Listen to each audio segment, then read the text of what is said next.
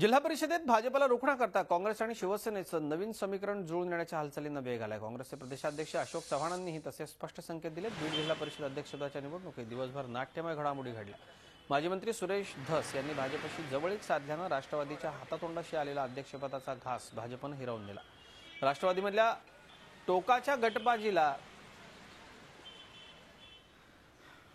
कुठल्याही पद्धतीने पक्षनेतृत्वाने सोडवलं नाही आणि त्यामुळे ही टोकाची गटबाजी याला कारणीभूत असल्याचं चित्र आहे। उस्मानाबाद जिल्हा परिषदेच्या अध्यक्षपदाकरता अजूनही अनिश्चितता आहे। बहुमताकरता राष्ट्रवादीला 2 सदस्यांची गरज आहे। औरंगाबादमध्ये भाजपनं चांगलीच मोर्चेबांधणी सुरू केली। याबाबत भाजपच्या नेत्यांनी शिवसेना नेत्यांसोबत संपर्क साधण्याचा प्रयत्न सुरू केलाय, मात्र सेना दाद देत नाहीये। तिथं शिवसेना भाजपला दूर ठेवेल असंच वाटतंय। शिवसेना आणि काँग्रेस एकत्र आल्यास सहज सत्ता स्थापन करणं इथं शक्य आहे। तर हिंगोलीत भाजपला शह द्यायला शिवसेना, काँग्रेस आणि राष्ट्रवादी काँग्रेस असं समीकरण दिसू शकतं।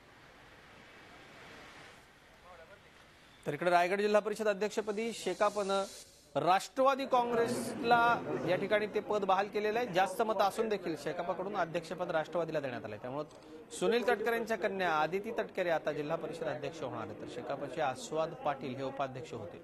कोल्हापूर जिल्हा परिषदेत शिवसेना, काँग्रेस आणि राष्ट्रवादीला पाठिंबा देणार आहे अशी घोषणा शिवसेनेचे सहसंपर्क प्रमुख प्राध्यापक संजय बंडलिक यांनी केली। अमरावतीत सत्ता स्थापन करण्याकरता काँग्रेस, एनसीपी, शिवसेना आणि अपक्षांनी मैत्री करण्याचा निर्णय घेतलाय। या नव्या मैत्रीनं भाजप सत्तेपासून दूर राहणार आहे। नाशिकच्या जिल्हा परिषदेत अध्यक्षपदाच्या निवडणुकीत त्रिशंकू अवस्था असल्यानं माकपच्या सदस्यांना चांगलाच भाव आलाय। त्यांचे 3 सदस्य आहेत। भाजप आणि सेना दोघेही पक्ष हतबल झाले।